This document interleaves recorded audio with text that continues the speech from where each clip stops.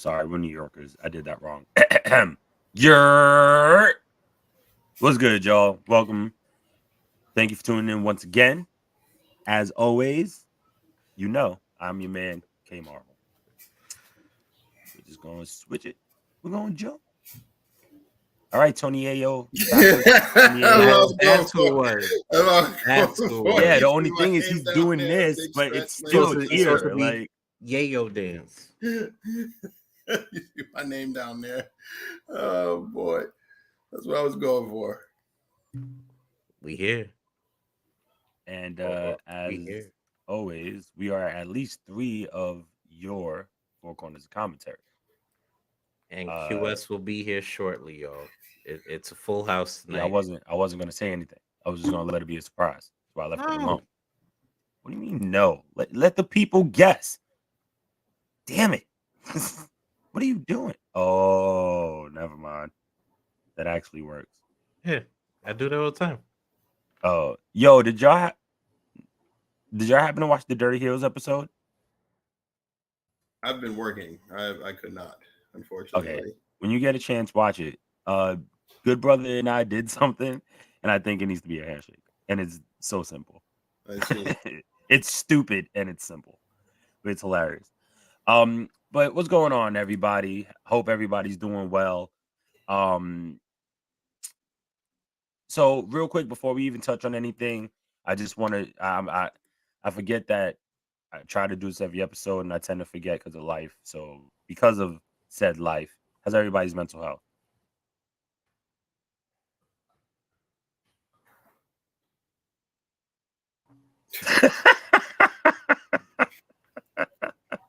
I'll give an answer with words. Enough said. I'm pretty hanging in there. The best that I can do, right? Just hanging in there. I hear you. Things are moving. Life. Yeah, things are moving at least, so can't complain. Hey. Just gotta make the best of it. No, I feel you. All right, so with that being said, so today, we're actually doing a little. Right, exactly. What about me? Because you did this, I didn't think you were gonna speak.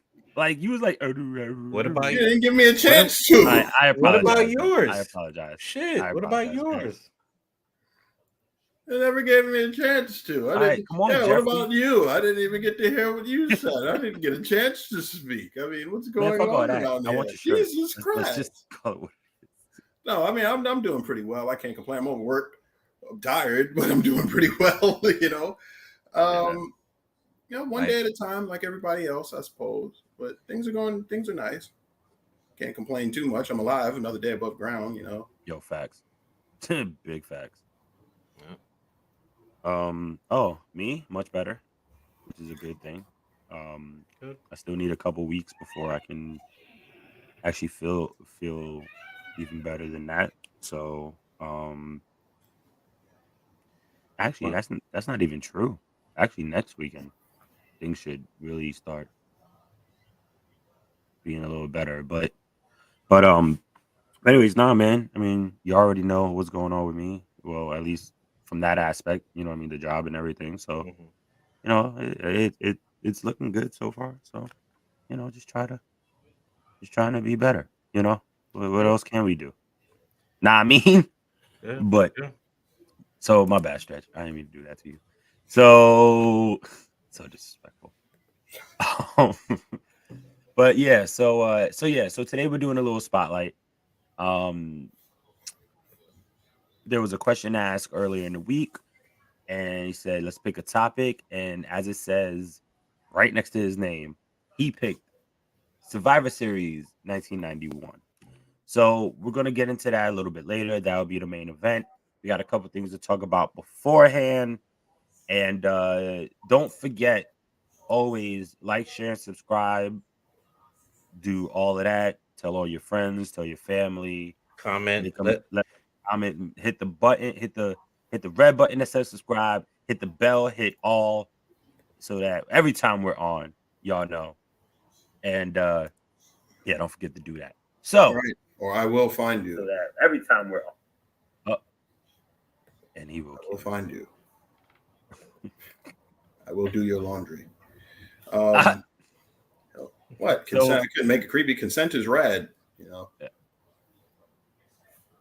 wow. Wow. All right. So with that being said, consent. let's get into the return of Shibata. This is last Friday, AEW in Atlantic City, and he was facing Orange Cassidy, who is the All Atlantic champion. Yes, indeed. Yes, indeed.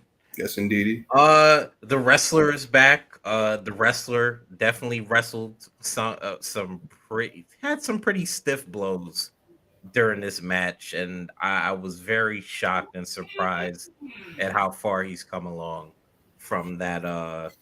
What was it, like a catch wrestling match that he did with what was it, Tanahashi? Not Tanahashi, No, it Takahashi. was Zack Sabre Jr. Oh, was it Zack Sabre Jr.? Yeah, it wasn't. It was. It Oh yes, wasn't. it It was. was. Okay. It was just an exhibition. It wasn't even like a catch style. It was just straight exhibition, like 5 minutes or something like that.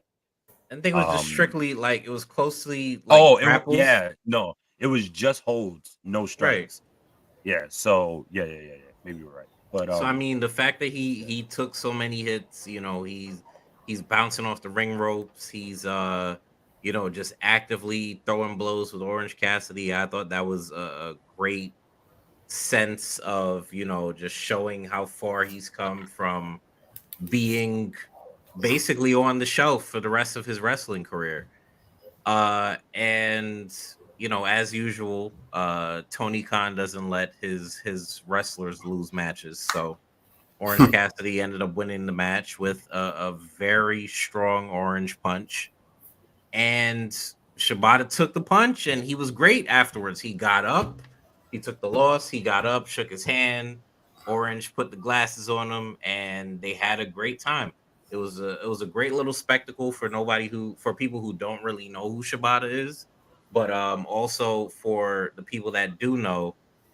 Um it's just very heartwarming to see somebody who loves the business, who loves to wrestle. He came back just to face two people, and Orange Cassidy was actually one of the people that he wanted to face. So if that's not big, I don't know what it is. But uh, for oh well, before you continue, yes. let this man introduce himself since it's been a while. What up, y'all? It's your boy QS. It's been a couple while. Wow. Like I said, been gone everywhere, but I'm just here. Well, then let's do this the way we normally do it. We are your four corners of commentary. Bam. Cool. Feels good. Feels good. Four. One, Okay. 2, 3, 4. So to continue, Shibata only wants a match, or he wants two matches. One was already done this past Friday. Well, it's four now, Bella. He's hilarious. But yeah, sorry. So it's two matches. He wants an Orange Cassidy, and the second match is actually Bryan Danielson. Yes, sir. So I don't know if we'll see that in the Tokyo Dome. I don't know if we'll see that at any of the AEW pay-per-views, but that is currently what Shibata wants for the rest of the year. So we'll see how that goes. I see that being like a Christmas special, something for like the holidays and Well, remember, Brian always wanted to. He wanted to do what was it, the G1 Climax, and I think he wanted to have a match in the Tokyo Dome for a Wrestle Kingdom. So yeah. why not? I think that would be perfect. He'd kill in the G1. He would kill. That would be fire. But Yeah, fun to see. what about you guys? What y'all think about the match? I wasn't able to see Shibata versus Orange Cassidy. I only got to see just Twitter talking about it. I'm guessing that it seemed like it was a good match. Fun match. Spirited, rousing contest. It was rising. I mean, I know because I know Shibata hasn't been wrestling for he's been wrestling like on and off. It has he's not, or is he like back full time? This is like confirming, or is it just like he's just on like does his little one offs here and there, and he's just going back to. I think it's more so the one offs because I think he's not 100% still, but he's slowly coming into where he needs to be. But the fact he lasted that whole match with Orange Cassidy, and that's a fast paced match for him. I can only imagine what he can do with Bryan when they actually have that match, because that will be like the true test of if he's really back or not. Because he'll have the actual stiff competition with that match, and Bryan doesn't hold his punches at all. So that was just a little bit of coverage of that. I thought that was a great topic, at least for the wrestling aspect of like big return or historical aspect, I should say. So wow, I don't know if go ahead. No, I was just gonna say because I guess if you want to say that's the big return, I guess it really was. It was Shibata just showing up on Dynamite. I guess that was the return. Because the way everyone made it seem like the big return was Jeff Jarrett. So I don't know. The way it was booked. All right, I guess. The way it was booked, it seems like it was Jeff Jarrett. Right. And the way they're pushing him lately on TV, I mean, it seemingly seems like that's exactly what they wanted to push is Jeff Jarrett. But I'm like, Jeff Jarrett is basically like I for lack of a better term, he's like a company whore. He goes everywhere. He's been in WWE, he's been in NWA, he's been in TNA, he's been in Japan, he's been all over the damn place. ECW. So, well, basically, He's right? GCW, yeah. Every company. Yeah. Every company has caught the slap. So has a lot of other people. No, but I'm saying in the sense that, oh my God, he popped up, and everybody's like wondering, what's his relevancy to AEW, and it's literally just the Jay Lethal connection. That's literally it. I'll say charge of them. He is a business. Yeah, he's an executive there. He's in charge, I think, of live events or something like that. Business affairs. Business affairs, something like promotion and business affairs, something like that. But you know what? I'll say this: the older Jeff Jarrett has got, the older I've got as fan, the more I appreciate him. Mm-hmm. I think I think every company could use somebody like Jeff Jarrett as a wrestler, as a hand. Now, I don't necessarily I've never seen Jeff Jarrett as a main event talent, personally. Didn't really enjoy any of his main event runs, whether it be TNA or WCW. But I like Jeff Jarrett as a wrestler. I always thought that Jeff Jarrett could go. I thought he could work with a multitude of people. I just never saw him as the guy. Like, if you want to know how well Jeff Jarrett can work, watch one of his matches against Shawn Michaels. Absolutely.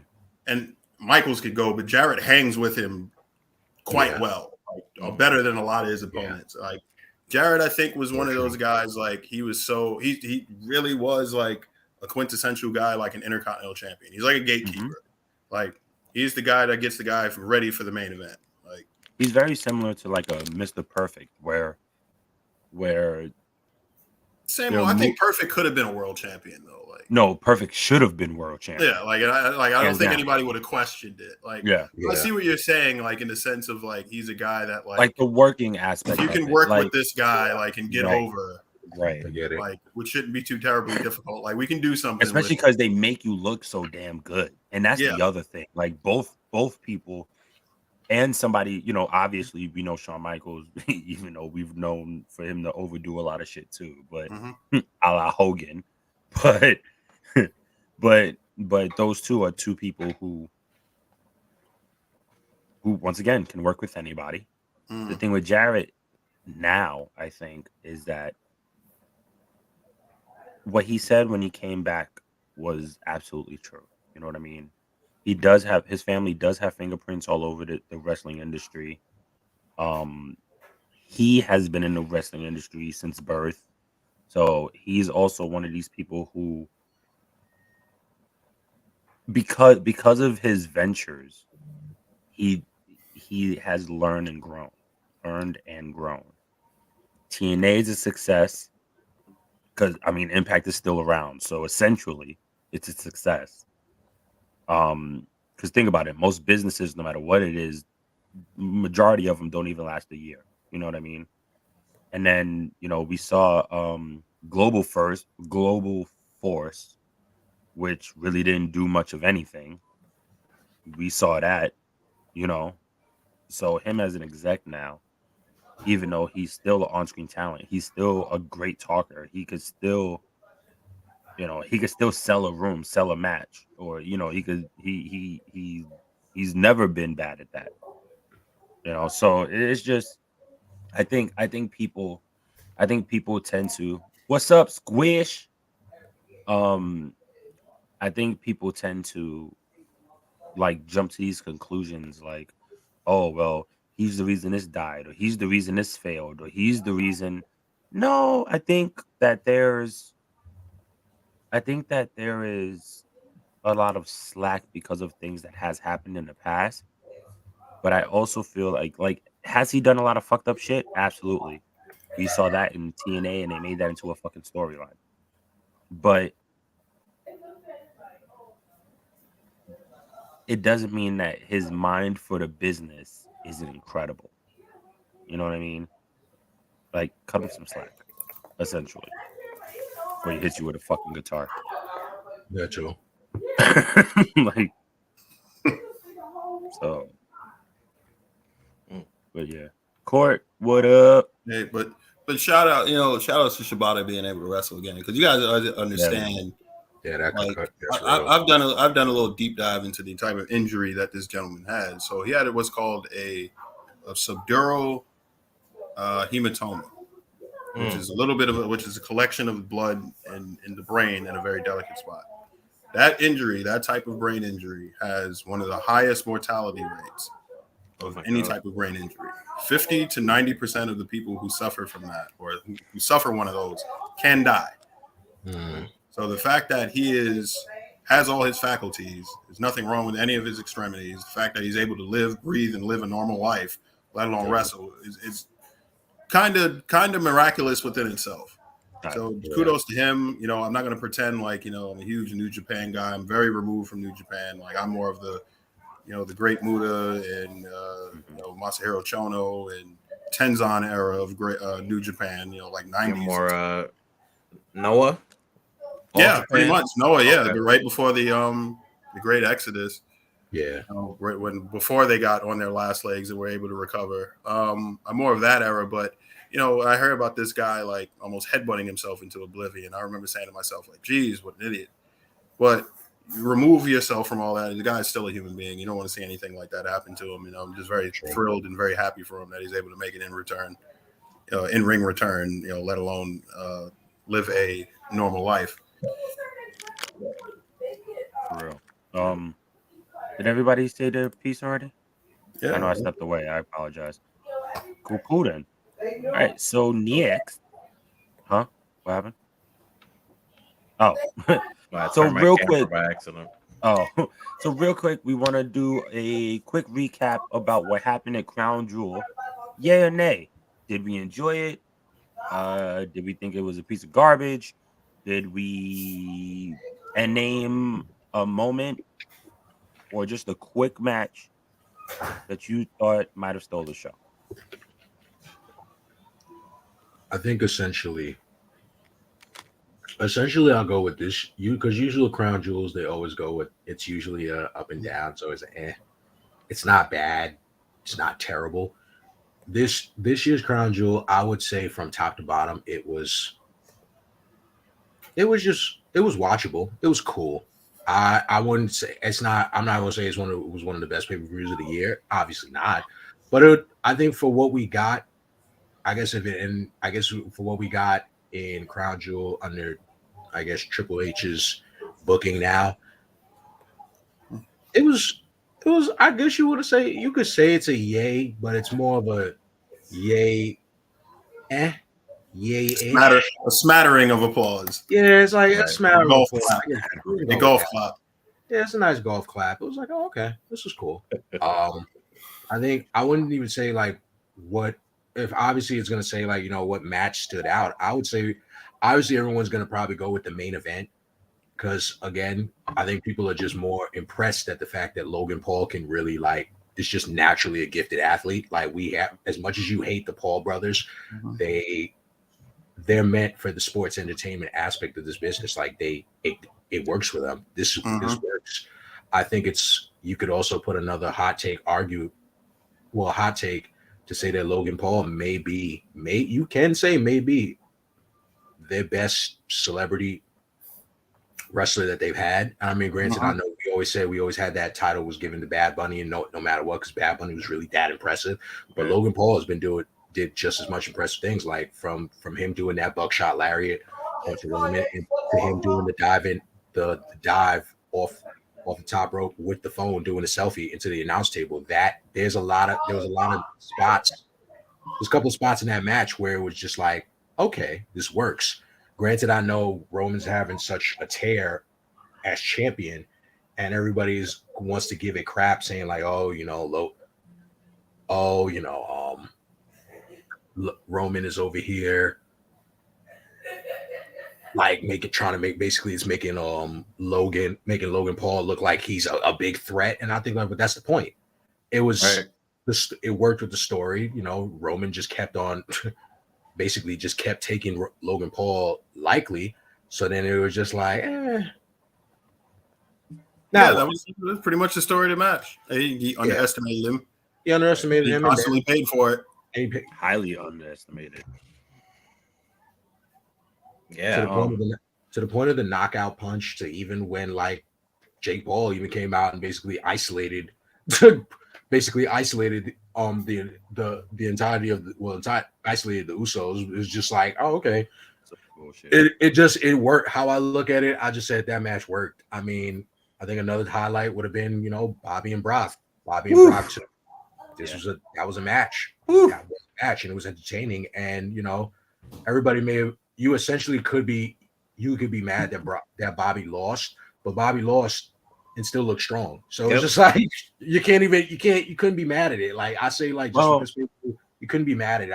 I think if this, I'll say this. I think I also say this. If Crown Jewel probably wasn't in Saudi Arabia, if it was anywhere and everywhere else, it would probably get even more hyped. I think it really is just because of where they're doing it. Why everybody's basically like, they always gonna feel like the Blood Money pay-per-view. Yeah. Nice squish. Later, Squish. Later. A 6 out of 10, and a 6 out of 10, I think is that's a little steep, but that's fine. Probably give it an 8 personally. 7.5. Yeah, that's what I was gonna say. 7.5. I think everybody. I think just based off of the fact that what everybody's saying about the atmosphere of the company right now, it's helping. Like we see it helping so much, and it's helping everybody work harder. It's helping everybody work together. And that's essentially what it is. You know what I mean? I don't think they would have put Logan Paul in a match like that if they didn't believe in his ability. So definitely shouts out to Roman for making him look fucking fantastic. And for Logan for going out there and respecting the craft, like even more than the other 2 matches that he's been a part of. If he could just work on his promo, he'd be all right. It would be if Dusty had his hand on a Logan Paul, bro. Logan would be a fucking super. Not saying he's not a superstar already, but he'd be like out of this world level. Yeah, I don't think his promo's bad. I don't think the promo's bad. I think that you're trying to build him as a face. He's not a face. They're not a face. He's not a face. They are. Agreed. They are He's so not a face. That's like Miz. He can talk. That's like thing. Face Miz. Face Miz, although I like Miz no matter what. But Face Miz it drags. It's the worst not Miz. Him. Right. Worst it's type not of Miz. Him. Miz going from face to heel and then staying heel, perfect. But like even the spot, right, that everybody's talking about where he did the frog splash and he did like the selfie like in midair, and he's recording it. That's a douche move. Like, absolutely. But it was so impressive. It's just it was cool. Don't get me wrong. Because it's like, because you ain't see nobody. You don't even see the guys like, you don't see guys like, dude. Austin Theory doesn't do that, and his whole character Austin is Theory doesn't do it. Tyler Breeze would literally go and like used to be coming out to the thing with the GoPro. All I'm saying, like, I was telling people, they don't even do that. So it was just like, wow. I'm telling people, like, okay, like, listen to this, right? I was like, so many people I saw like online, like, oh, he can really. And don't get me wrong, the guy's a great athlete. I can't stand the Paul brothers, but the guy is a fantastic athlete. I can never take that away from him. He's a hell of an athlete, and I think if he really wanted to do this full time, he could. You know, like when you're getting praise from guys like X-Pac and other like wrestling pundits and stuff, and guys that have been in the business, how good he is. That holds water, like, way more water than anybody else's opinion, Absolutely. But I say that to say this, like, I just can't buy him as a face. Like, we're going to root for the guy that's like cocky enough to literally pose during a championship match as a selfie. Like, you wanted this, Saudi, and he jumps and he does it freaking. I was like, this is the guy they're trying to get over as a face. I just can't buy him as a face. I get it. But the funny thing is, I think Saudi I think they were cheering him more than Roman, honestly. That was funny. I think that was it. Like when you look at the press conference, like even then, like Roman was getting booed at the press conference. So that's because, like, I don't know, like, it's something about that part of the world. There are like places like India and stuff, like they are still like pro face and heel, like that dynamic still works. Like they will boo the bad guy and they will cheer the quote unquote good guy in the story. Yeah. I don't know if the Saudis know enough about Logan Paul to determine whether he's a douche. But I think they watch him. I think they're very much in tune with social media and social media figureheads and stuff like that. So maybe I'm underestimating it. I don't know. Yeah, I think he's well beloved in Saudi Arabia. But anyway, because you got to remember he was a YouTube sensation. He's a YouTube sensation outside of this. Like, granted, until he did that dumb shit in Japan, but that's what I'm saying. That issue with that foolishness in Japan and the way him and Jake they act towards, like, what they do with the whole celebrity boxing and the celebrity matches. Yes, I get they come off as douches to us here because we're so tapped into watching. We like to watch celebrity boxing matches and all that. We like to see that type of mess. So, but at the same time, we still got to remember they both did. Well, Logan definitely came from YouTube. Like, so there's a lot of kids around. They do probably see him as still as that beloved YouTube star. They're not probably seeing him as like, this is Logan Paul's a grown adult who's probably like can be an asshole at times, but he's still it's all for the views. It's all for entertainment. And I think they accomplished it as much. I mean, granted, unfortunately, we don't know officially did Logan actually. They said it's a potential torn ACL, MCL, meniscus. I think it's a fact. Fact that it was all three. That is a torn ACL, MCL, and a meniscus. I believe. Yeah, so. I'll look right now. He has the unhappy triad. So what that is, I blew my knee off like that. Mm-hmm. So it's ACL, MCL, and a meniscus tear. Jeez. Wow. I mean, knock on wood, and I don't wish this on anyone, but if he doesn't wrestle again, then hell, that was a fucking great match to go out with. That was a great match. He had a WrestleMania. He had what else? He had a SummerSlam. Yep. Mm-hmm. And he had the trifecta. Like that's it. The fact his first match was WrestleMania, that's still big. That's bigger than a lot of people. It was good to it helped them bring in the views. SummerSlam, he went the Fandango of YouTube. Okay. Yeah, like I think what's it called? SummerSlam, he showed improvement so he could really go. And then granted with Crown Jewel, this went out. But I think if he's well wishes to him for a speedy recovery, because you can tell that they probably would have wanted to push the story. They would have wanted him to be like, all right, if we can get him, we got his brother and we gotta lock them both in and get them in for a match. Like this is what they would have wanted to do, because at the end of the day, we're thinking about it's entertainment, we're thinking about dollar signs, that's money. But That's enough on me. I'm dragging on too long. Well, you haven't been on, No so it's big. cool. But all in all, I mean, so real quick, all in all, just to finish, I think everybody, like I said, I think everybody did their thing. The girls, Bianca and Bailey, did their thing. The women's title match, the women Fun and logical ending. I love logical endings. But me know. personally, if you wanted me to dig the knife even further, I would have sat on the ladder. I would have sat on the ladder while Bailey's legs are in there and trapped, because you see she got halfway out. I would have just sat on the ladder. Yeah, And I would have I would literally sat on the ladder facing her while she's under the ladder, under the turnbuckle, and just dig the knife even further and just make that whole thing embarrassing for her. yeah, but all in all, I mean, like I said, all in all, it was a fun pay-per-view. Yeah, it was good. It was good. Yep. Speaking of pay-per-views, segue. Yeah. Oh man, I can't stand y'all. So let's get to the main event. As I said earlier, ladies and gentlemen, if you are just now watching us, I'm sorry. Oh, Reminded me of Mark Henry when you said that. Mark Henry, literally, ladies and gentlemen, Mark Henry has the easiest job in wrestling. They literally pay him millions of dollars just to say, "It's time for the main event." Hey. And it's literally his. It's working. I remember talking to somebody like, "Oh, he's improved light years since he first started." I was like, "He doesn't say shit. That's all the fuck he says." For real, like, he's supposed to say. He's supposed like if he's saying like if he improved, like he's supposed to improve. That's the point. Like, so he has to say. He doesn't say shit. He says it's time for the main event, and he smiles. He has $1 million smile. Don't get me wrong. Like the guy, he looks great. Don't get me wrong, but it's like he doesn't say shit. Like, of course he improved over time. Big old teddy bear that'll kill you.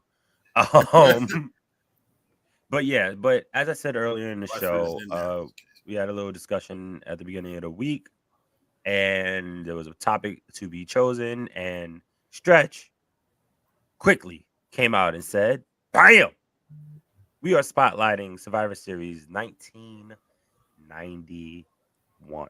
Quickly, how old was everybody when the Survivor Series debuted? Oh God, I wasn't born yet. I was just about to say that. QS wasn't born. When was it? 91. I don't know if No. What month? What month? Wait, November. No, hold on. I'm looking. It was November? No, I don't think so. Not back then. The Survivor Series has always been November. No, not true. Yeah, okay, true. Never mind. Really? Thanksgiving Eve. Oh yeah. Thanksgiving's in November, gentlemen. No, you're right. So I had just turned 5, 6, 8, 9. Nope, 4. My bad. I was 2 months before being born. 4. 2 months before being born. I was in the womb. You were still in the womb. Okay. Yeah, I was 2 years old, ladies and gentlemen. Yeah, we're only 2 years apart. That's right. Yeah, I was 2 years old. Yeah, I was 4. Damn. Tiff says she was 2. Court says she was 9 or 10. Yeah. We got that. Years, man. Thanks, babe. Yeah. So. Just a slight correction. For the month of November, we're going to be doing different Survivor Series pay-per-views per episode. Yeah. So that's just information or additional information, right? Yeah. So, ladies and gentlemen, as he just said, but yeah, so 1991, and your Stretch. Why don't you handle this one?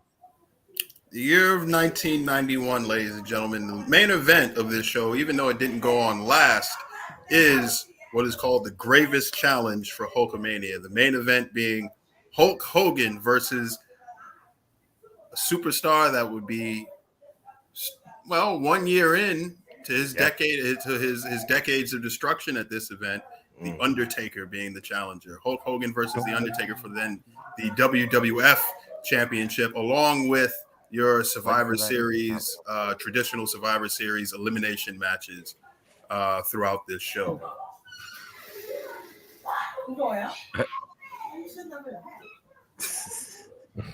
Family. Yep. So that was you. It never fails, ladies and Gotta gentlemen. love it. Gotta love it. Gotta make it work. So go with the whole thing, man. This is your show. Okay, our first match is a Survivor Series elimination match. Two stacked teams. I mean, these are teams full of Hall of Famers, ladies and gentlemen. Virgil and the Warlord in the match too. But these are teams full of Hall of Famers. We got on one side, we have the then Intercontinental Champion, the Hitman Bret Hart, the British Bulldog, Virgil, the former $1 Million champion, and of course, Team Captain Roddy Piper versus Team Captain and real world's heavyweight champion, Ric Flair, the Mountie, who was in a feud with Bret Hart at the time, $1 Million Man, Ted DiBiase, who regained the belt from Virgil at what was called the Survivor Series Showdown, which is like the primetime wrestling show before the show that week, and the Warlord squaring off in traditional Survivor Series elimination action. Side note, wasn't Bret at the time the IC champ? Yes, he was. IC champ, defeating the now manager for that time period of Ric Flair, Mr. Perfect, at SummerSlam '91. My favorite match of all time, actually. Hey. I mean, this match. When watching this match, this traditional Survivor Series match. I mean, I don't want to say it was. I didn't like it. I just, when I was watching it, seeing the Mountie wrestle was actually amusing. It's just always seeing the Mountie was just like, oh god, he's really in here. And it was funny because when you see like Bret Hart, as soon as Bret Hart had tagged himself in, was tagged in, like the Mountie also automatically tagged himself out like that. I found that to be like hilarious. I'm like, oh, great heel work. He doesn't want to deal with Bret. But like watching that Survivor Series match just made me look and realize it's like, like Bret. I felt like at the time, if I was like my age now watching that match, then I would have came to that same conclusion. I'm like, yeah, Bret's too good for this. He's too good for I guess for this collection of Hall of Famers to wrestle with. I was like, yeah, Bret's too good for this. He don't need to be in this. He didn't need for me. I didn't need to see Bret in this Survivor Series match. I guess with this lineup, I didn't need to see him win it. I didn't need to see Bret in this. I didn't need to see. I wouldn't, believe it or not, I didn't even want to see Flair in this. I was actually more like taken aback. Like I was like, wow, Flair's actually was in this, and then he happened to end up being the sole survivor. And it just, the way he did it, I was just more like, wow, okay. Like, what was it? Lackluster finish. It was, but it was like when you're trying to like go in, it was just like, all right, Bret was in there, he was given a couple of spots here and there. British Bulldog was got a shot up in there. Piper and Flair got into it for a little bit. That was fun and entertaining. But I think maybe it was because of, again, it was the collection of the superstars they had for this. I just felt like it was just like, especially if it was supposed to, I'm guessing because for Survivor Series, this is supposed to be how it's supposed to be booked at the time. It's supposed to be like a star-studded, like, big star-studded 5-on-5. Maybe it's just for that 5-on-5. Just for me, it was just. I was 4-on-4, I think. It was 4-on-4. It's 4-on-4. That was the traditional. The traditional way they did Survivor Series was 4-on-4s. 4-on-4, but then they upgraded. Changed it to 5-on-5. Yeah, they changed it later. All right. Even then, all right, my mistake on that. But even then, I was saying, like, I just felt like with that aspect for that collection of superstars, I'm just like, nah, wasn't it? It was male on feeling it. Like, that's why I said Bret was too good for that. He was too good. To counterpoint, I think, and this is just my opinion of your statements, is just that, like, I think you're thinking about it based off of your information of what you know now, instead of like what was going on then. You know what I mean? Like I agree with you, but because of how things happen and what the storylines was going on then, this kind of made sense. You know what I mean? Oh, shout out to Rodney. Was good, brother? good, Rodney. What's up, Rod? He's got a point. That was Flair's first match, though, right? No, I mean that was his first match in WWE. First pay per view, yeah, his first pay per view. First pay per view, yeah. First pay per view. So he's got a point because the old selling point for the Survivor Series pay per views were the elimination match. Like they were nothing but elimination matches. Right? Mm-hmm. The reason why I picked this, like I had QS in mind because this is historical for a lot of different reasons. Number one, first and foremost, this is the Undertaker's first championship reign of some sort, right? Spoiler alert. For those who've never seen the show, that's been out for about what? It's his first title, 21 years now. First, but is this the first championship title win? Yes, 31 years actually. But it's his first WWE championship win. But that's also the first singles match in Survivor Series history. Yes, sir. Wow. Mm-hmm. Like there were no singles matches in Survivor Series. No type of. It was strictly elimination tag matches throughout the night, and they used to do that. I think, as a way to get everybody on the card and to even like the little small mid-card feuds that would happen. That was their way of getting that out on the card. Yeah. Right. Like Flair was in a feud with Piper. That was his big feud coming into the WWE.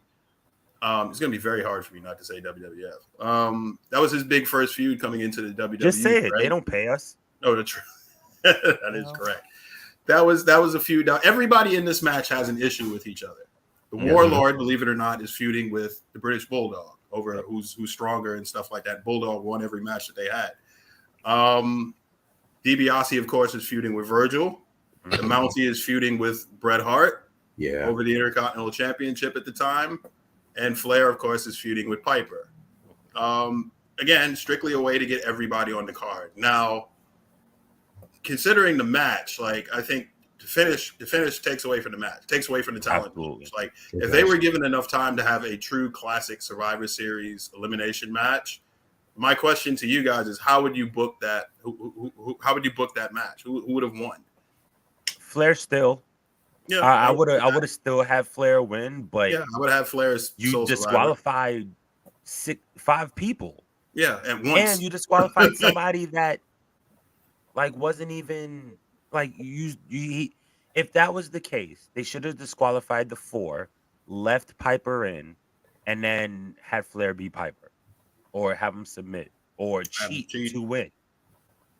I would have done the same thing, honestly. It would have made sense.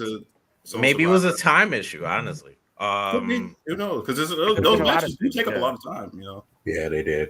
No, that match took up a whole hell of a lot of time. Yeah, I think that was a good chunk of the pay-per-view. That's what I realized about wrestling back then too.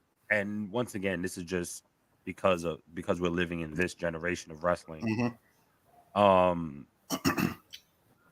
It's also that just the movements, the way they move with each other, the way they wrestled with each other, it seemed so much more chaotic back then.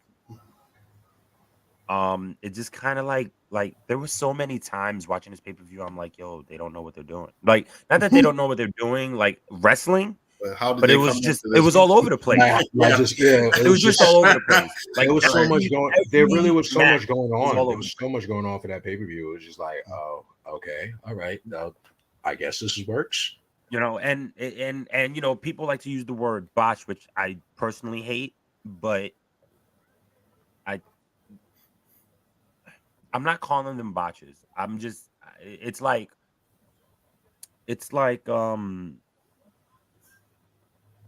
I'm sorry, I can't like, I'm trying to compare. Okay, it's like synchronized swimming with people who've never swam together. Like, that's what it felt like. No chemistry. You know what I mean? You have all of these professional people, but how are you going to do a routine if y'all have never practiced? So it's like, you know, you have these talent who do know each other for the most part, you know what I mean? And have worked with each other. But for some reason, when you have this situation, it's chaotic and crazy and it's hard to keep up. And, you know, camera angles back then wasn't like camera angles how they are now, and picture quality, and you know what I mean? Like, it's just not, it wasn't hard to follow. It was just chaotic, you know, but all in all, that's what I would have did. I would have had Flair just cheat and win. and then real world champ the hell out of everybody like he did. Would not be the last time we've seen Flair on this show. Yeah, true. All over the Epic, fucking epic, place on this show. epic, absolutely epic. 3-4 times, I think, something like But that. yeah, I probably would have. I don't know. I would have probably booked it as like. I would have probably agreed with y'all, like still book it as Flair winning, but Flair just being more crafty, cheating to win for all the eliminations. But the only like other sole survivor I would have probably been okay with would have been just like Bret Hart. Would be just Bret being the sole survivor. Bret always just finding some way to be like that Canadian being a Canadian Superman that he is. Yeah, I'd have been okay with Bret being the sole survivor. He always has that grit, and just somehow, Bret got that dog in him. So he just comes out with the grit. He's that Canadian. He's like the Canadian Superman. So it's just like no matter Canadian what, somehow, some way, he finds some way to like, pull out that perseverance and just win. So I think it would have been a whole star-studded, and I think I would have had either Bret Hart winning, obviously with the sharpshooter on either on the Mountie. That's what I was gonna say. On the Mountie, who would go over, or he would either be on the Mountie or him just doing it over on going over on Flair. Like it has to be someone either he's feuding with, or it has to be another like big main event guy. I wouldn't have him beat Flair only because it's his first pay-per-view. Mm-hmm. Yeah. Like if we're gonna do that, like I actually thought about this, like for a while, even before the show, like just if this means years, pretty much. I would have had order of elimination like that. I had no problem with the Bulldog being eliminated first, believe it or not, because they cheated to eliminate him. Flair eliminated the Bulldog or helped. Hey, how it happened though? Just so you know, right? Yeah, he just got hit with like an accent, like an elbow. Pinned him, right? Flair, like they eliminate the Bulldog first, and the Warlord. Mm-hmm. I might have eliminated the Mountie. Mm-hmm. Then Virgil. Well, I would eliminate Virgil before the Mountie. Mountie. I would have had Flair and Piper get into like a brawl on the outside, maybe a double count out, get rid of both of them because you want to keep both of them strong. I would have had Bret beat DiBiase, maybe with the sharpshooter or something like that, or roll up or a pin or something. DiBiase's name still held weight as a singles competitor back then. Huge. He was still a pretty one of the top heels in the business at that point. You bring in Flair, right? I think like the heel hierarchy at the time might have been Taker, Flair, Taker, like 1A, like 1B and 1A, Jake Roberts and DiBiase at that point. Jake Roberts was over as hell. That's a whole nother discussion. Like Jake Roberts, what he was doing in the end of '91. I mean, like if you were a kid watching wrestling then, God help you. But that damn Cobra. But I would have if you're gonna have Bret go over, you can't. I don't think you can put him over Flair because he's too fresh. Like Flair's and too at that big point, of a deal, I think at this point. And at that point also too, you got to remember he was carrying around the WCW Heavyweight Championship. Yeah. So for Bret I can understand the legitimacy of Bret beating a world champion, but his first pay-per-view, still walking around with the title, like it's kind of like. And then he's talking about I'm the real world champion. I'm gonna have both. I carry the big gold. You know what I mean? I carry the big gold belt. This is the world championship, and I'm just gonna win that one because I can, and because I'm the real world champion. So it's like if Bret were to beat Flair, that whole real world champion jargon goes right out the fucking window, and you can't do that yet. That's my opinion. I have nothing. Yeah, next match, really. To QS's point, Flair's fine. No, it's funny. To QS's point, this is exactly what he was talking about. The next matchup, just like a hodgepodge guy. Like, what were you guys thinking making this match? Yeah. So our next match is another Survivor Series elimination match. Is actually the team, and they have absolutely nothing in common, of Colonel Mustafa, aka Sheiky Baby. Yeah. Yep. Favorite of the show, the Iron Sheik, Colonel Mustafa at the time, the Berserker, Skinner, the Alligator Man, and the Huss. Thank you. Thank you. Do it right. If we're gonna mention the Berserker, we got to give him justice. We got to give him justice. The Berserker, Skinner, the Alligator Man, aka Steve Kern, and the Mighty Hercules.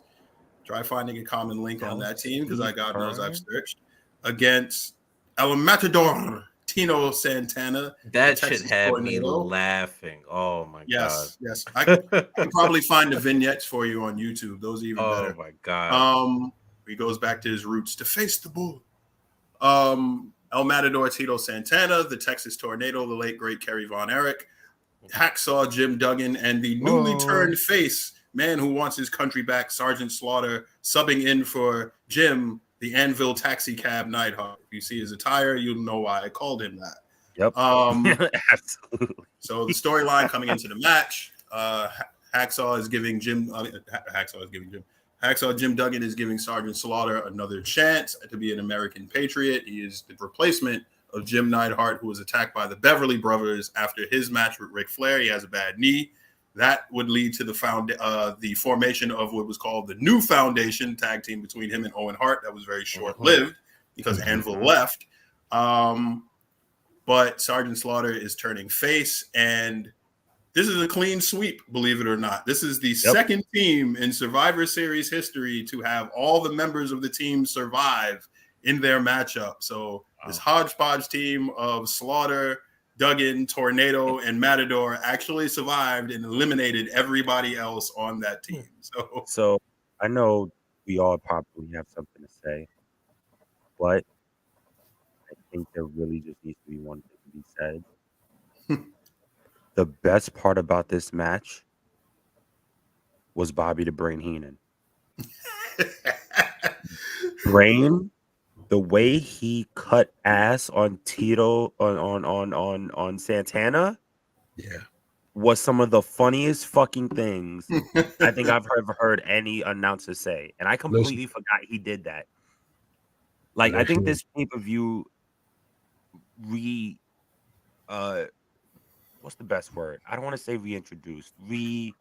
Reminded me on why Monsoon and Brain is quite possibly the best duo of all of commentary. True. Their banter is one of a kind, and I don't think. Granted, you have Jim and Kings are extremely similar and very different in other ways, also. Especially because JR wasn't a wrestler, but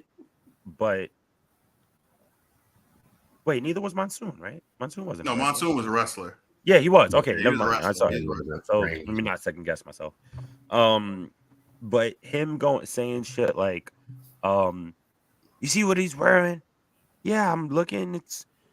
They're great colors. La, la, la. He's like, yeah, I call it El Guacamole. Like, yo, he was going. I was racist shit.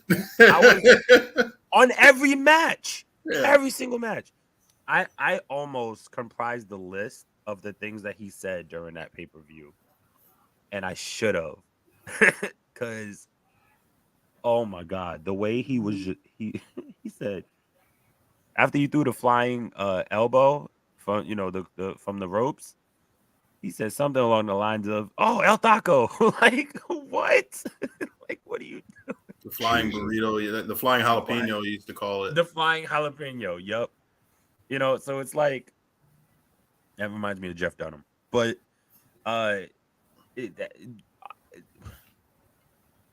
like I said, every match was chaotic. Not that it wasn't bad. It was just chaotic. It was just Probably the Brain Heenan, though. Best thing about that. It was a hodgepodge of guys, and it was like nobody really wants to see. Like, it was one of those filler matches. Like, okay, like we need something on the card. Let's get these guys on the card, and it was to really facilitate like Slaughter turning face again, like giving him his moment, waving the flag and everything. I'm not gonna sit here and try to like be honest and act like I was gonna dissect this match, because not for nothing, when it came on, I didn't give two shits about it. I'm not, and it's not, and I guess it sucks. It's like, it's no, and again, no disrespect to any of the legends in this match. Even the Texas Tornado, no disrespect. It was just like, it just seemed like exactly as you said, Stretch. It was just like another It's a hodgepodge. Get them all, get all these guys on the card to just say like at least they're on the card, and it just there's no story behind it. It's like I said, like the fact if we can literally say if the fact we're listening to the banter of Bobby the Brain Heenan and Monsoon going back and forth on the way like Bobby more than watching the match.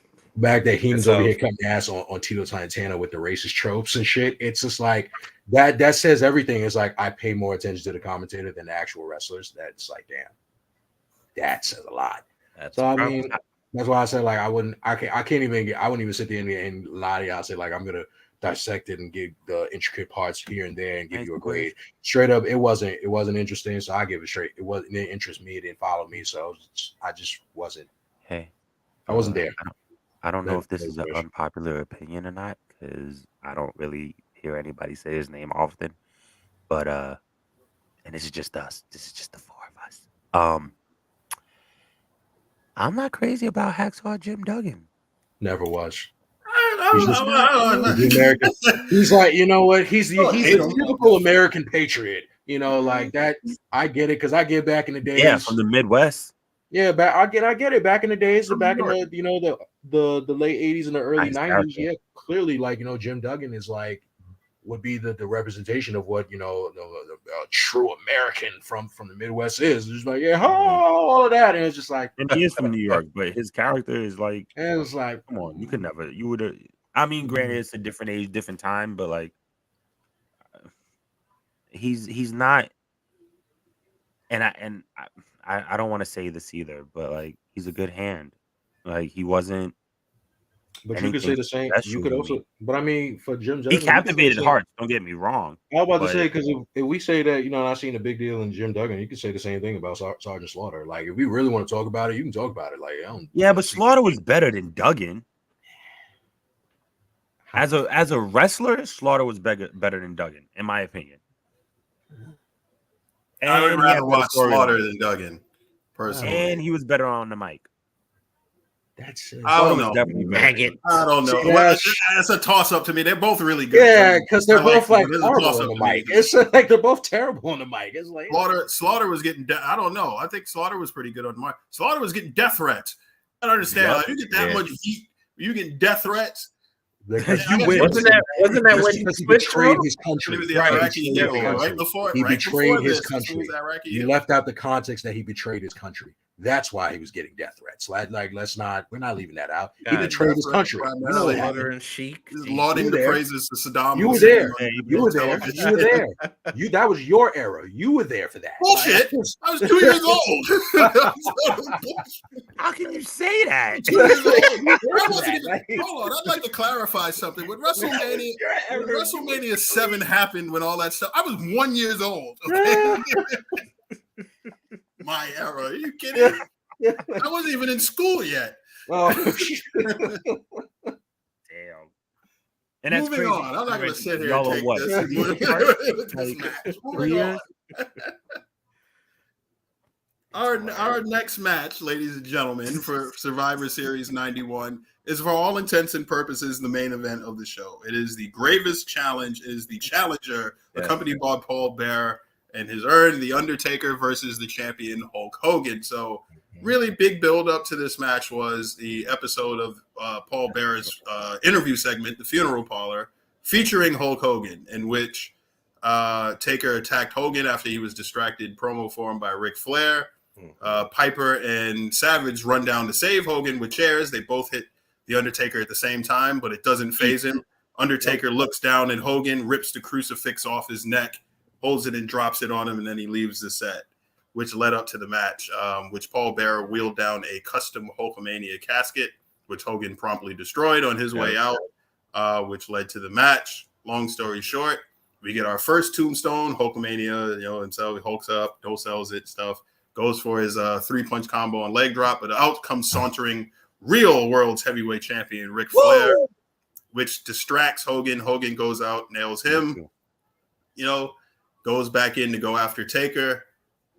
Flair grabs a steel chair this time, holds it in the ring, waiting for Taker. Taker tombstones Hogan on the chair, pins, and wins the World Wrestling Federation at the time heavyweight championship. And to quote the late, great Bobby Heenan, Hulkamania is dead. Long live the Undertaker. Bobby Heenan is so good. He really is. Hey, Marvel made a really good point. I guess I'm to tell him, hey, Hogan, you died. You're dead. Like, what? You had a great run. He said, Bobby Cameron was right. Bobby Heenan has a lot of great lines during the show. Oh my God. In this one, literally every other line is fucking amazing. I will say, this was even the pacing of the match was great. I will say that everyone really does like, they always talk about their favorite rendition of the Undertaker. Everybody always likes to go with, the American Badass. Sometimes we'll go with the Ministry of Darkness. Sometimes we'll go with the modern big, not even Big Evil, the Dead Man version of the Undertaker. But in truth, like this was more or less like the zenith, I guess you could call this was even before he really was like the Prince of Darkness. This is really just Genesis. It was just like the genesis of just the Undertaker. And it was like, you got to pay attention to like the craft of that match, just Taker and Hogan. Like when Taker's literally choking Hogan in the corner of the turnbuckle, you see like the eyes rolling up, like he really is coming off. It's like the modern, if this was like Superman versus Doomsday in I guess in real live wrestling form in this time, because I get it, back in the day and then back in those 90s, Hulkamania running wild. Hulkamania is like Superman, larger than life, no matter what. He's like all the kids, they're Hulkamaniacs and everything. And then there's just this being that just came out of nowhere. He's already making a name for himself. He's making a name for himself. Of course, Undertaker, this Undertaker at the time really was indestructible. It was just like, yo, you really, but it made it look, it was good to see. It was just like, you really didn't care which one won. Obviously, you already know I was enjoying it no matter what, because everybody knows I'm a Taker fanatic. Taker's like is my GOAT no matter what in the wrestling world. So to see Taker literally beating the living daylights out of Hogan, out of Terry Bollea, it's great. I was over here just like, I love it. I love every aspect of it. And even though it's like no matter what, even if when Hogan was trying to make a comeback, you just felt in your mind, it's like, it's not gonna work. Nothing's gonna work. Like, and nothing worked. Like drop didn't work. Even when they wouldn't try to get the pin, trying to get the pin on, all of that. You seeing Flair coming out to the ring while you're dealing with Paul Bearer on the outside, trying to deal with him. You're about to bring Paul Bearer into the ring.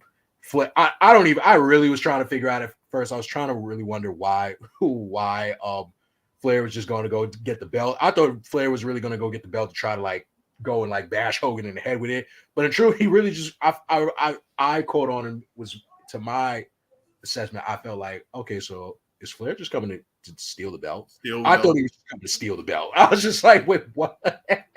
Because I really was trying to figure out. I'm like, yo, Flair, why are you out here? What are you doing back out here? Like, yo, you're the sole survivor. You don't need to come back. It's not even about you. And he just came out. Hogan was he caught wind of Flair outside. Was like, oh no, fuck that.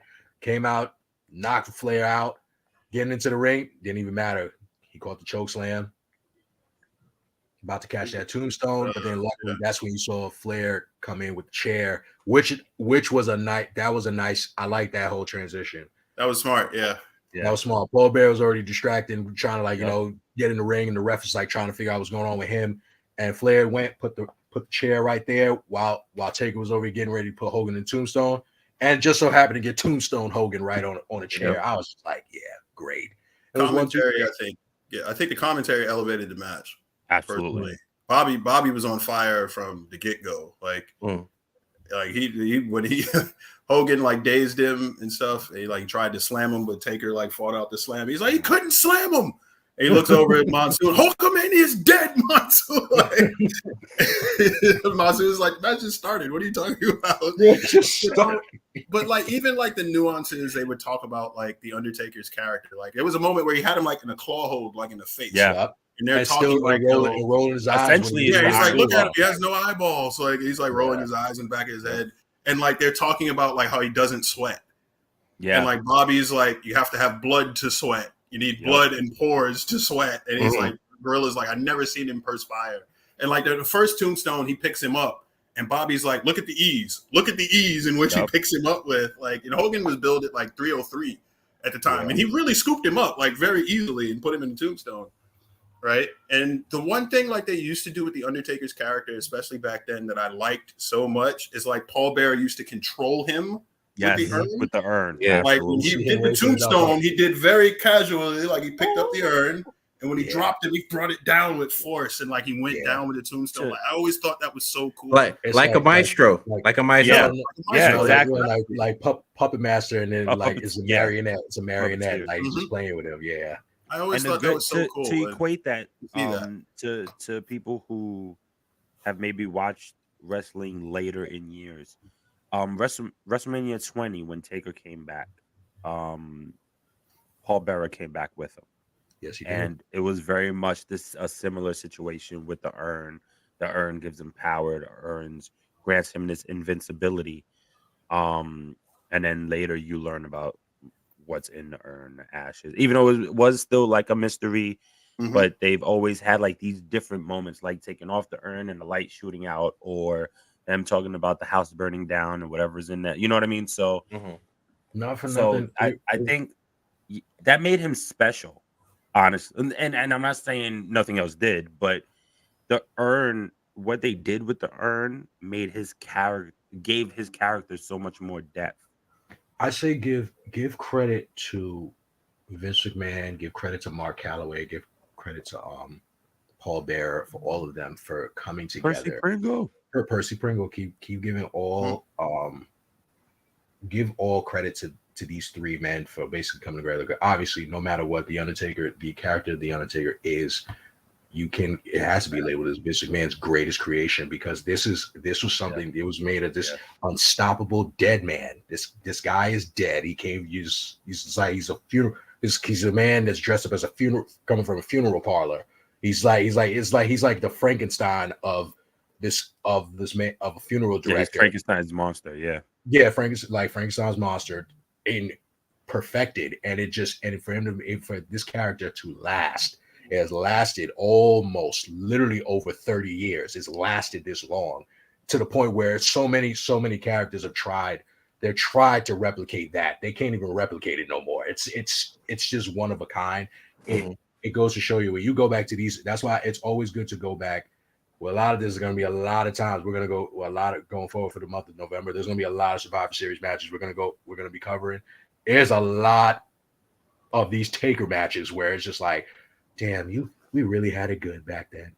We had, and I wasn't even born yet, and I'm watching. I'm like, man, we really had it. They really had it good. They had it good, and they didn't realize what they had until it was gone for real. Like, I was like, damn, this is perfect. This is, and it was a great, it really was a great title win. It was like I said, anything to see Hulk Hogan lose, I was over here jumping for joy. I didn't care. Like, I think the best part was watching the kids cry, and not because they were crying, but because of the impact that Taker was only there for a year. Like, be afraid. He was only there for a year, and look at the effect that he's having on these fans. Yep. You know what I mean? You knew you had something good where within the first 2 months, kids are crying and running to their fucking parents. You know what I mean? Like, look, man, it's the Undertaker. Like, what can you say? Yeah. I will say one thing about just back then in general, whether it was a shitty character or whether it was a really good character, we're getting character work. We're getting this guy's from this place, he's a replica of some type of movie, movie monster, or some type of stereotype from a fairy tale or a story. Regardless of what, we were getting characters. And I think nowadays, I said in blatant racism, but okay. Well, that too, but I'm just saying in the sense, loads of casual racism at that time. It was casual racism here. Casual race? What the fuck? Loads of casual. I'm sorry. I mean, look at it this way. We have a saying that shit tomorrow at work. How can we spruce up Tito Santana? I know. Let's make him a matador. Yeah. Was he Puerto Rican? He's Mexican. Okay. I'm like, was he Puerto Rican? Okay, I want to make sure. But oh yeah, because we definitely how many Puerto haven't Rican seen that bullfighters before. do you know, man? Dude, yeah, like a Puerto Los, Rican Los that Matadores. yeah, There you go. freaking Puerto Ricans. Come Los on. Matadores. Oh, Instead of please. fucking Puerto Ricans. That's even worse. That's cultural appropriation if nothing That else. really is Puerto Rican matadors. Yeah. And then JBL tried to big them up. Oh yeah, the bull run in Puerto Rico. What fuck, man? Yo, my God. We gotta. Nobody like really wants to talk about the fact that the JBL character is really was racist. Remember when he went and started? It was kicking the Mexicans off the board. Yeah, they showed it. That was bad. That was pretty bad. I watched. What was it? This Is Awesome. I think they had on Peacock, and they showed that whole thing. I'm like, how was this on TV? That could never. No, you know what? This was during Bush's term, right? Yeah, you would have thought that's right. Okay, you thought he was gonna say you was gonna see him start calling him at the S word or the B word. I'm not gonna like or the W word. Yeah, I'm not gonna say those. I'm not gonna say it in my head because I don't want to get flagged. I think he was definitely gonna say the W word. I know where I'm going. Like I really thought, like if he was, like, I thought he was about to say it on national TV, it'd be like, oh no. I just know, like in this current era, what JBL was doing back then, if he was doing it now, yeah, it wouldn't work. But it's funny enough. Imagine that does it now in during such the height of the Attitude Era. Oh my God. Yeah. Because again, that was so wild because of the height. Because when it was so crazy to see that transition of JBL to that. Because before he was just a beer drinking redneck that was like the mercenary or not mercenary. Hitman. He was just like he was like security for hire, like with APA. Like they be sitting in the back. They were sitting in the back playing spades, playing dominoes, playing cards, and if they lose, they start whipping everybody's ass, smoking cigars, drinking beer. They made people knock on the door before they came, and it was just the door. It was just the door, like yo, amazing. No walls, just the door. And if they lost a card game, they was whipping everybody everybody's ass. So it would just be like, yo, this is crazy. But what the hell? But this is why I say, like, if you look at back then, the character work was just amazing. Like now you're trying to carve out that character. You're trying to carve out, something, I wouldn't say original necessarily, but you're trying to find that character. Now we've moved away from character work to more of the technical side of things, the ring psychology, the wrestling and stuff like that. I think there's more reality in everything now also. And not that I think, there is more reality in it now than there ever was back then. Well, you have to, because kayfabe's gone. Like you can't fake a character you can't fake a character anymore. So when you bring up situations like Rollins and Riddle, which is actual real life beef, you start to bring that into a storyline, then you really start to test the waters of the professionalism between the two people. But you kind of walk that tightrope of, are they really mad at each other? Is this really a work? Even though we know as the smart marks that, hey, we're going to, we know the situation. We know what was said on Twitter. But they're going to work together. Like, this is just, it just is what it is. Back then, like, you had all these beefs, but nobody knew that this was actually legit beef that was happening. Not until internet era, but you can see with the stiff shots, you can see with the receipts being given back during matches. Like, it's very crazy. We went from a time where all of this was make-believe and we believed everything, as opposed to now where you have to fight to make a character worth something. So I think that was beautiful. I think that was beautiful, at least watching this pay-per-view, just seeing that again. A lot of the characters, like back then, this was like the era of, like, the boxer gimmicks. They would just pull out like a occupation or some type of mold, and they would just slap it on you. Like, think about it. Like, on this pay-per-view alone, we have two cops, the Canadian Mountie and the Big Boss Man. We have a tax man. We have a matador, a serviceman and Sergeant Slaughter, Well, two, technically. If you count Colonel Mustafa. Oh yeah, Colonel Mustafa. Yeah, you're absolutely right. He's an Iraqi military You guy. have two funeral parlor people Yeah, a working mortician funeral and parlors. two morticians. You have I fucking. think that's about it for the gimmick. I guess you want to, unless you do. I don't know if I would count the Road Warriors. Road Warriors more something else. I mean, what the hell was Warlord? Yeah, I guess. I mean, yeah. He's a spellcaster. Yeah, I mean, you had like that. No, he was. You had two natural disasters. Battle armors. He was the original wizard. He was the original wizard. Oh, wow. I see what you did there. Wizard. He was the original. I'm the warlord. During the era, like a lot of guys had like occupations and jobs and stuff. They would just slap a Viking. The Berserker was a damn Viking. Yep. You know? Oh yeah. You know, it was a lot of different Skinner. Yeah, like it's a lot of different like just things like you're going to be a guy from the Everglades because you like to hunt gators and stuff. Like, you know, we'll make you the slob from the Everglades.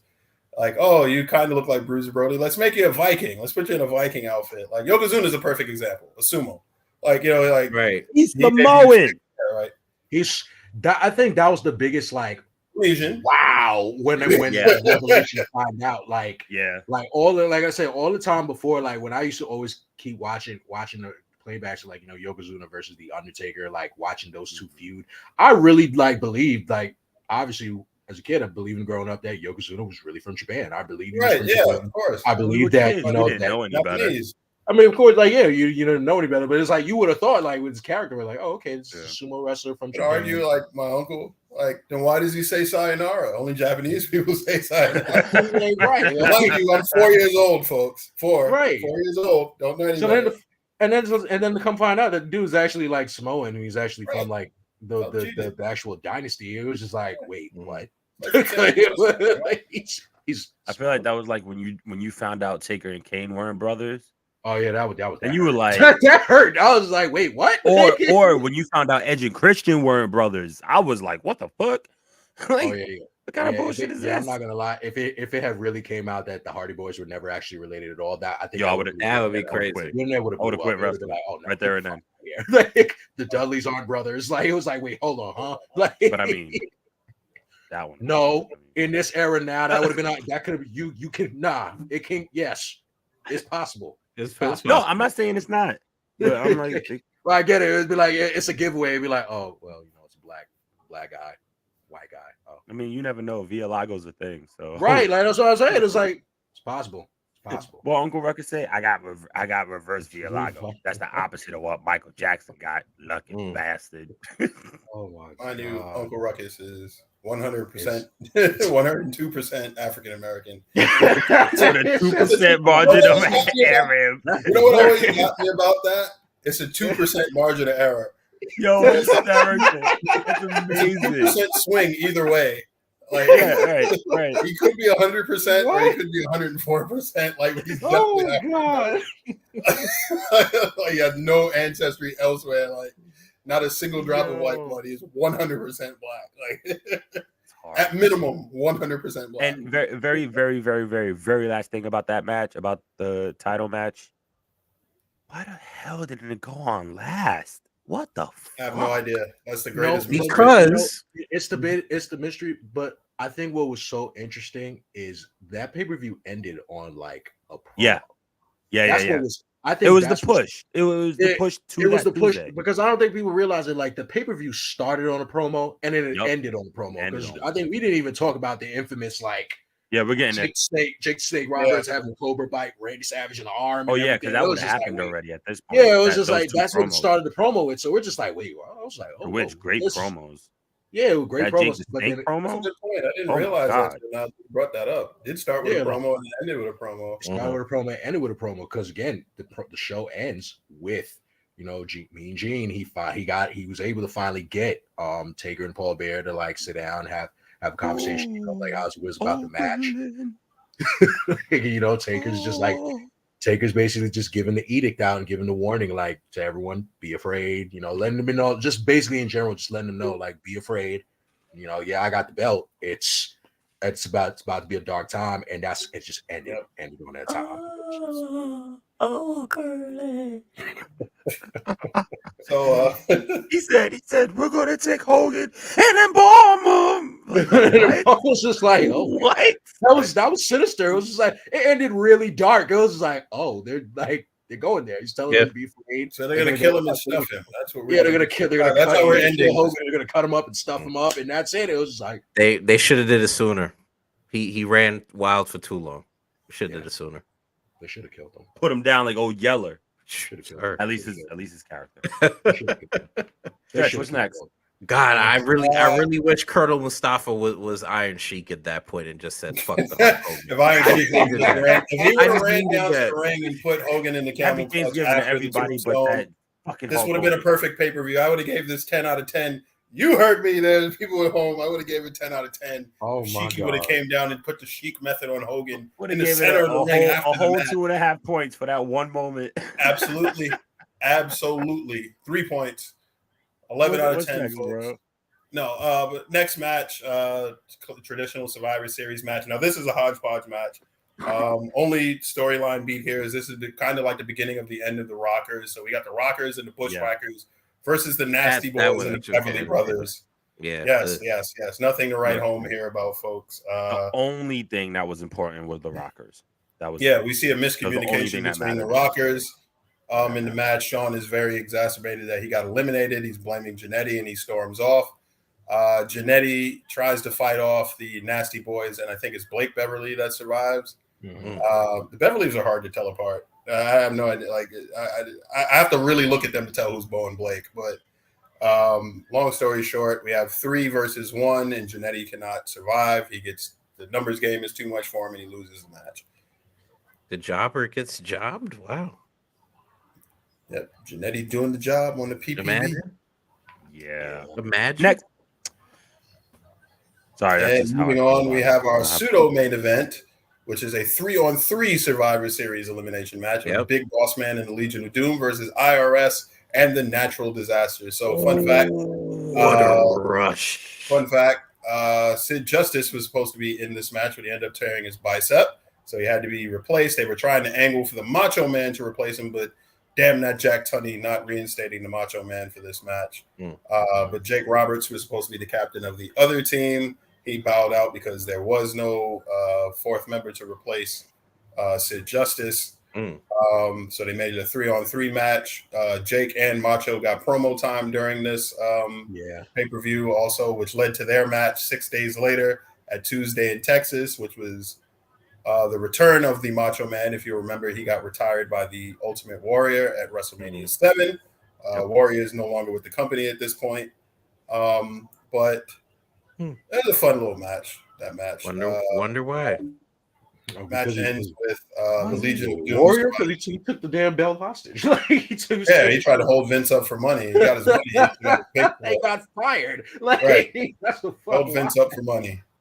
He got his money and he got his pink slip right after. So. Play with the boss is gonna cost you. Like shit. Yep. Like that's what that was the lesson that Warrior got real quick. It was like, you think you're bigger than I think it would have been interesting to see how he would have fit in on that show. However, had Warrior been there, Warrior. I think Warrior would have been in the spot that Sid Justice was in, probably instead because it was Jake Roberts that kind of betrayed the Ultimate Warrior. It would have been interesting. You know, I often think like, would the Undertaker have had a streak if Warrior stayed in the WWE? Because I think they were building towards like Warrior versus Warrior to be hit Undertaker, right? Taker at like Mania, because they wanted to do Hogan and Flair at Mania 8, and that fell through because that would have been true. I think the streak would have. I think the streak would have still been intact because, like I said, I think that would have been because again, it would have been a good story. Like again, you got to look at it. It's like here's Warrior. He's just this burst of fucking energy that just comes down to the ring, like all this, on the coke binge against this indestructible, like dead human, slow walking ass to the ring. Slow walking, like it's a complete different. I think if you look at that dynamic of those two, like actually, that's why you said the rope. Spectrum. I think it would have been a fun match. It would have been a fun match, but I think Warrior would have ultimately lost. I think he would have lost in either way. I think so. I don't know. I don't know. I feel like the way they were riding the Warriors. You know what? It was like it was just, but you gotta remember, like Warrior at that time, it really like. I think it would. I think if anything, that would have been one of Warrior's best matches because Warrior matches are like Warrior's trash. Yeah, like it's very hard. As a wrestler, I'm sorry, he's not good. With the right guy, people like him because of his energy. Like what the hell? People with the like right him because guy, of he his was energy. That was it. Warrior needed a guy that would bump his ass off. Number one. Yep. Like and make him look like $1 million. That's why he had good matches with Savage, and that's why he had good matches with Rude because they were good bumpers and perfect because they would bump all over the place for him. He had a surprisingly good match with Hogan at Warrior at Mania 6. That was a surprisingly good match. Which I often tell people, I'm like, Hogan's not terrible. Like he doesn't have to do half of the shit that other people do because he's Hulk Hogan. Like people back then would have cheered if he would have spat on the ground. They would have called. People really forget that Hogan actually was at a time he was actually a pretty good wrestler. Like especially when he had his run in like New Japan. Like Japan, he was a good wrestler. It was just but you could say that for damn near anybody who came from WWF going to New Japan. Would be a lot different in Japan. Yeah, but Hogan actually wrestled in Japan. Like you know what I mean? No, I understand. I was mentioning China too. I'm just in general. China was my other mention. Like he was doing shit you've never seen him do in the WWE. There's a picture of Hogan giving an enziguri to the Great Muta in 1993, and I still can't wrap my head around it. It's I don't know fucking he went funny. over there as WWE. It's like Hulk Hogan did a fucking enziguri. Right. And I'm like, crazy. When was this? Like, talking about generations and different eras of wrestling, he was over there as WWF champion. Yeah, it's true. You know, I mean, but I think when he came, I think what you realize also is when you're Shinsuke. I think at the same time when you're at that time when you were in the States, you didn't have the shit you were doing in Japan. You didn't have to do half that shit here because it's true. You're Hulkamania. Like Hulkamania doesn't have the chances of us really seeing Hulkamania over here doing like an enziguri or doing a fucking Hurricane Rana or doing a fucking suicide dive. I would have marked that you didn't need that. Like to y'all growing up, Hulkamania was our Superman. Like he's like he wasn't mine, but he was y'all Superman. So obviously y'all don't need him to see him like flying over the top ropes and doing all that crazy shit. Y'all just want him to do, he's getting beat up or he's doing his little power moves. He's that's it. Back. There's 5 moves to do the same way. Do the Hulk up and he's like, you. If it ain't broke, don't fix it. Dude, you ain't going nowhere. And then he does the whole the 1, the 2, the 3, the wind up, to the big boot, one back, leg drop. 1, 2, 3. It's simple to say that Americans are easy to please. Not realizing that if he wasn't doing that, if he stopped doing that goddamn leg drop, he probably would have saved his career for a little bit longer. Yeah, that leg drop, doing that leg drop all the damn time was hurting his goddamn back. Like this, there we go. But it shouldn't have went on last. I think the fact that both of them walked out and then. Talking about the natural disasters, walking out on IRS, fucking pointless to me. This was to send the crowd home happy. That's why this went on last. Like, let's give a face victory. Then maybe the Legion of Doom were pretty over. I mean, they were no, absolutely. I just don't think it should last. I know. I'm just saying, like, and I understand what you can make making them happy, but you could have put that match on first and then put the Flair and the rest of their match on last. Regardless of who won or lost. Yeah, you can make a case, like, I think for the Legion of Doom, like, being outside of Hogan and maybe Savage at the time, they were, like, the top act in the like, they were, like, a good, solid, like, third face act in the company, like, out of top 3 faces. Like, you can make a solid argument for them being, like, the third act in the company.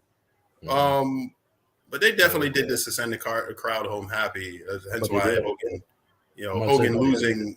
It wasn't main event material. But they didn't get great. Bro, they didn't get sent home happy. Stretch. They got sent home terrified. They got sent home crying. They were terrified. Like they get sent home happy. Basically said like we beat him tonight. We're gonna bury him in Texas in 6 days. Like they really ended the show with like the Undertaker. He might have died tonight, but the funeral will be in Texas. You tune in 6 days from now. Give us $20 more to see this match. He said usually he said usually you do the funeral immediately, but this one we're gonna wait. Like What? what? Yeah. What? Yes. So they're gonna let the body And rot then they for a have few like days.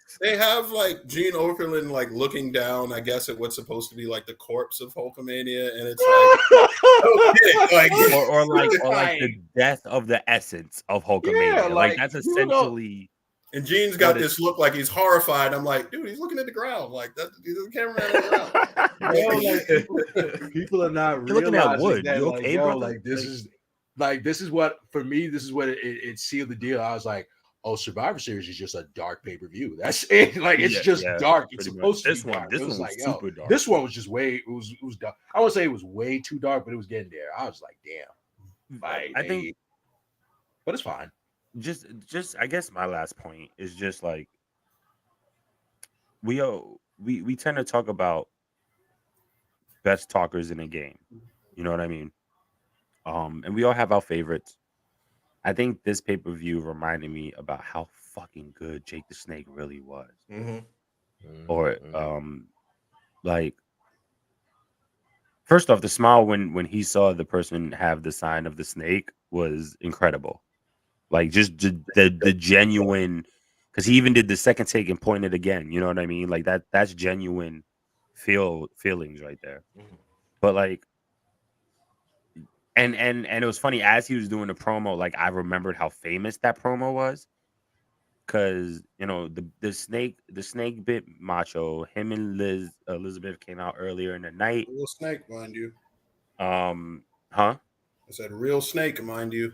Yeah, just devenomized, right? They Yeah, well, devenomized obviously cobra. a hail. But either way, but you know, shit like, you know, Mean Gene, whom by the way, which this pay-per-view also reminded me about how good Mean Gene was. But also how many times he would fuck up and it would be hysterical. But he you know, he asked, you know, how you gonna feel about it has the stipulation of no reptiles. And he said straight up, hey man, the people seem to not realize the snake is just a toy for me. I'm the real snake they got to worry about, which coincided with what Macho Man said earlier, which I thought was really cool, really great, you know, play on words also. Yeah, man, Jake, I think if not in your top 5, there is no argument that Jake the Snake should be in every single person's top 10 best talkers of all time. Yeah. Can't disagree with that. Last match. Anybody else had anything else? No, we good. Pay-per-view was straightforward. Let's get to the actual end of the pay-per-view. Oh, the promo? Before we go. Yeah, the promo, of course. Of course. Oh, by the way, good to see Sean Mooney on there too. But, when what's his name cut it when Sean Mooney started cutting off Hulk while he was doing the catchphrase, he was like, Mooney, don't. That's fucking amazing. And then continue. So basically at the end, like Stretch was saying, he Oakland found Taker and Paul Bearer because he wanted to get a word with them. This is after Jack Tunney spoke to Oakland and said that there was going to be a rematch for the title as soon as possible, which was Tuesday in Texas. And he wanted their opinion, and that's when it got dark. And Paul Bearer's, like we said, started talking about doing all of this. By the way, the puns that everybody did, like I get it, it's the era, but goddamn. But like, you know, all the funeral puns and all the death puns, and you know, tonight Hulkamania died, but the burial is on Tuesday. But Tuesday is the burial. Slam. Great way to end it. Great way to end it. So thank you, Taker, for influencing some of our favorite people now. Essentially. But Stretch, if I'm not mistaken, he went on to retain the title, right? He lost to He did Hogan lose 6 it back. days later. He lost. Ah. Hogan. You know what's funny? We were talking about the urn earlier. This is the first time that match at Tuesday in Texas was the first time that the urn was opened, and there were actually ashes inside of the urn. Hogan opened the urn, used the ashes, blind the Undertaker, rolled him up, and won the title. Right. Wow. And then they vacated it, and Flair won the title at the Royal Rumble. At the Royal Rumble, yep. Yes. Starting his he was the first man to win the Royal Rumble from a top 3 position. So wow. And first man to win the title in the Royal Rumble match. Mm-hmm. Second only to the Triple H, right? Nope. That is correct. But was it Triple H? Yeah, he eliminated Roman. He And then they had defended the it in the WrestleMania thing. match. Right, you're right. That they booed Roman out the fucking building, but whatever. But yeah, I mean overall. So real quick, based off of the standards that we kind of understand, I guess we can say, based off of different eras and everything, 1 out of 10. Given the era. Well, and because we'll be doing Survivor Series matches until Thanksgiving, we also should probably compare it to some of the other ones. But maybe we should do that at the end of the month. Yeah. Given the era, I would say this is a 6.5. Only because this is a 1-match show, number one, for all those watching. This is a 1-match show. This is Hogan and Undertaker. Like, that is the match you need to see out of the show. It's a 1-match show. I think if the opening matchup did not have a convoluted finish, it would have been much better.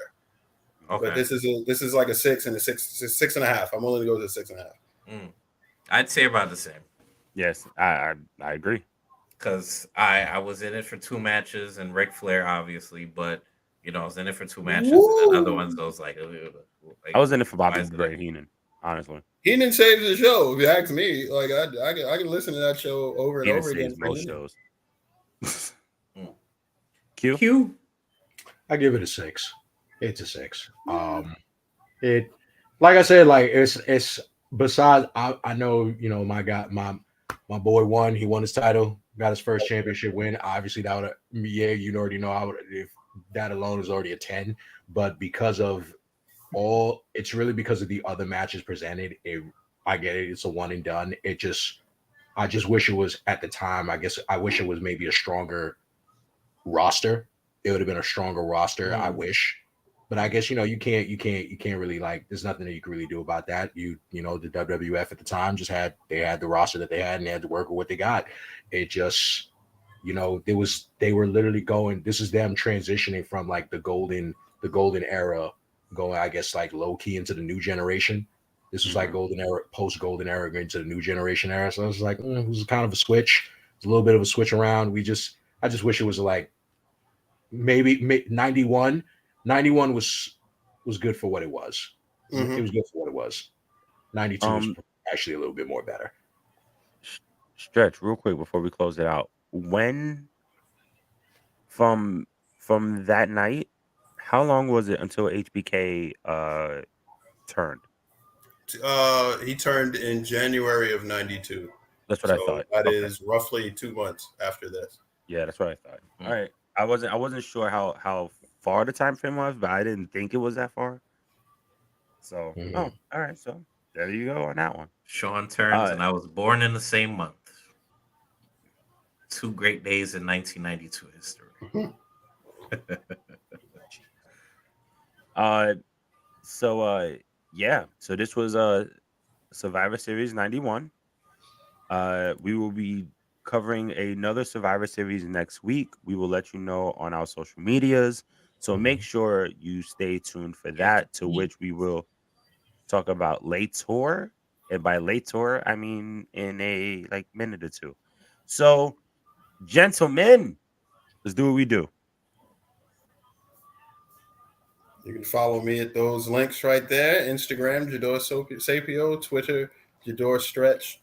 That'll be me, Professor Himothy Stretch himself. Thank you. Don't forget to mention it's Elon's Twitter. Okay, Elon's Twitter now. And we're not buying a blue check either. Definitely not. Says you, I might do it just to troll everybody. Like, you fucking kidding me? Like, you must be crazy. So you know there's a blue check and a gray check now. That's fine. Really? That's fine. I'll do it just to troll. Not. Yeah, now I'm part. Now, yeah, now I'm part of the Verify Club. Okay, what happened now? But yeah, anyways, guys, you can follow me. You can follow your boy on Instagram and on Twitter at Forever Thief. And once again, took a nice little 2-week break. Well, wasn't a 2-week break. I had to work. It's good to be back. Good to be around this energy. Thank you guys for always sticking with us. Like, share, and subscribe. There's not much else I got. Just be on the lookout, and we'll be covering another fun Survivor Series next week. Yep. It's me, StrykerDragoon, in the building as always, and I really need to find this mofo who actually has my name. But Instagram, Twitter, and Twitch. Well, I gotta stop putting Twitch in there. I don't use Twitch anymore. Instagram and Twitter is the same. YouTube, we are officially now. The handle is at StrykerDragoon131. If you're interested, I started God of War Ragnarok yesterday. I have the first full hour of the game on my page, so please subscribe and check it out. First, once we get to 100 subs, I will be doing a double game giveaway, and I now have the means to do the double game giveaway, so it will be sooner than later. I was gonna stream tonight, but I'm tired. I'm going to bed. Tomorrow, probably I'll stream early. If not, Saturday, I will stream God of War Ragnarok all day. And that's it for me. As always, you can find your boy on Instagram and Twitter at Mr. Marvel87. Before I get into the Four Corners handles, I just want to